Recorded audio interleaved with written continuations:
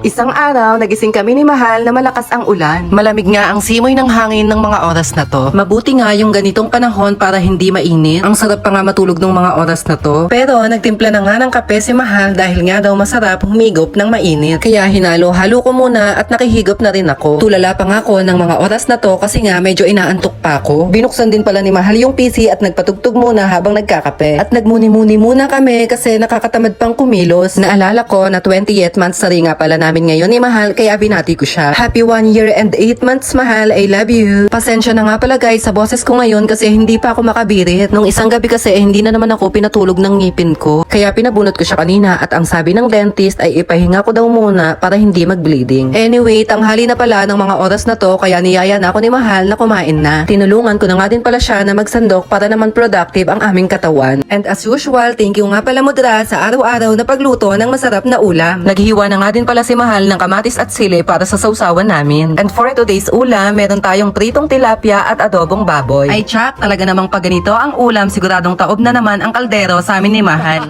Kain tayo mga Mahal. Thank you Lord sa blessings. Pagkatapos nga namin kumain ay umupo at nagpahinga muna kami ni Mahal. At habang nagpapahinga ay nagchat sa akin yung friend ko na galing Saudi. Pinapapunta nga ako ngayon sa bahay nila kasi may ibibigay daw siya sa akin. Kaya pagtila ng ulan nagpasama ako kay Mahal na pumunta doon. Basang-basa nga yung kalsada dahil sa malakas na ulan kaninang umaga. Kaya sabi ko kay Mahal ay dahan-dahan lang sa pagdadrive. Malapit lang naman yung bahay nila kaya nakarating kami agad. At pagkadating nga namin dito ay lumabas agad yung kaibigan ko. Isa nga siya sa mga nagpapakilig doon sa ibang bansa. Pagkita nga namin ay inabot niya agad yung mga ibibigay niya sa akin. Thank you so much nga pala ulit, Bes. Nag-abala ka pa, sabi ko naman sa'yo kahit walang mga to, basta mag-ingat ka lang doon ay okay na sa akin yun. Nagkwentuhan lang kami ng konti at hindi na din ako nagtagal kasi may gagawin pa rin daw siya. And after nga nito ay didiretso kami nito ni Mahal sa labasan. Dito nga lang kami mag-iikot-ikot sa Mr. DIY. Sabi kasi ni Mahal ay magtitingin siya ng keyboard para sa PC niya. Nag-ikot-ikot na nga kami ni Mahal habang hinahanap niya yung mga keyboard. At pagdating namin dito sa kabilang side ay nakita niya yung mga keyboard na hinahanap niya. Kinuha nga niya yung nasa taas at tinignan ang itsura. Hindi nga niya yan nagustuhan at ang sabi niya ay magtitingin-tingin na lang siya mamaya sa online. Sabi ko nga sa kanya ay wag muna kaming umuwi at umakyat muna kami dito sa second floor. Nakakainip din kasi sa bahay kasi wala pa naman kaming gagawin kaya sabi ko sa kanya ay mag-ikot-ikot na lang muna kami dito. Balak ko na nga ding palitan yung brush ko dun sa bahay kasi nga palaging maraming buhok. Pero mamaya na babalikan ko na lang siguro yan at magtitingin muna ako dito sa mga bags. At dito nga sa kabila ay may nakitang sunglasses si Mahal. At ang sabi ko nga ay sukatin niya baka bagay naman sa kanya. At pagkasukat niya, tingnan nyo naman guys, 'di ba? Kamukha niya si Joshua Garcia. Joke lang Mahal, mas pogi ka pa dun, no? At cute na cute nga talaga ako dito sa bag na to. Sabi ko nga kay Mahal na bilhin niya na para gift niya sa akin kasi mansari naman namin. Pero ang sabi niya ay wag na daw kasi hindi na yan surprise. Ang daming sabi nun, no? Ano, nabilang niyo pa? Inaya ko na ngang umuwi si Mahal kasi baka abutan pa kami ng ulan. Makulimlim na din kasi at may gagawin pa ako sa bahay pag uwi. Naalala ko nga guys, dati wala pa kaming motor ni Mahal. Kaya pag nag-iikot-ikot kami dito ni Mahal sa labasan, ang laki ng nagagastos namin sa pamasahe. Tapos minsan, naglalakad na lang kami kasi nga wala nang natitira sa budget namin.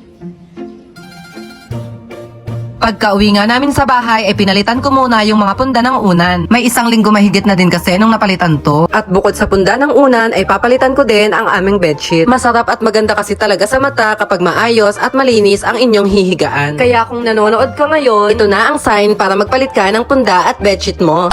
Fast forward, paglabas ko nga ng bahay ay palubog na din pala ang araw. Kaya niyaya na din ako ni Mahal para mag-asikaso ng hapunan. Magluluto nga pala kami ni Mahal ng ampalaya na may itlog. Para mas mabilis ang gawain ay mamajikin ko na lang. Wow. Oh, kaya nyo yan? Hindi no? Hindi kasi kayo masikip at mahinhin na plain housewife. Anyway, binuksan na nga pala ni Mahal yung kalan at nagpainit na din ng mantika. At pagkainit nga ng mantika ay isa-isa na ding ihulog ang bawang, sibuyas at kamatis. At igisa-gisa lang hanggang lumabas ang aroma nito. Isang sekreto nga guys sa pagluluto, kailangan samahan nyo ng pagmamahal para mas masarap at mas malinamnam. Anyway, ibinuhos na nga ni Mahal lahat ng ampalaya sa kawali at halu-haluin lang ito para mas mabilis na lumambot. At kapag medyo malambot na yung ampalaya, isunod na nating ibuhos yung itlog. And after ilang segundo lang ay sabay na natin tong halu-haluin. Ayan, haluin lang natin siya ng bongga mga Mahal para kumapit yung itlog sa ampalaya. Lagyan din natin siya ng konting tubig at pampalasa. At tensiometer nga lang guys para hindi siya masyadong umalat. And after nyan, halu-haluin na lang natin siya ng konti hanggang sa maluto.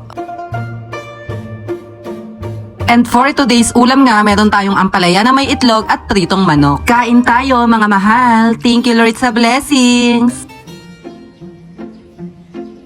Shoutout nga pala kay Kelens from Bulacan. Shoutout nga pala kay Maki Morena from Makati. Kay Sambaby Panimbang from Mindanao. Kay Jason from Davao City. Shoutout kay Liberty Santos. Kay Marilu Abelo D from Cebu. Kay Lourdes Magcanam from Agusan del Sur. Kay Jenaline Santia from Mindanao. And kay Regina Minerva from Saudi Arabia. So paano ba yan guys? Hanggang dito na lang muna. See you on my next vlog guys. Pa-comment naman kung taga saan kayo para alam namin kung saan umabot tong video na to. Thank you!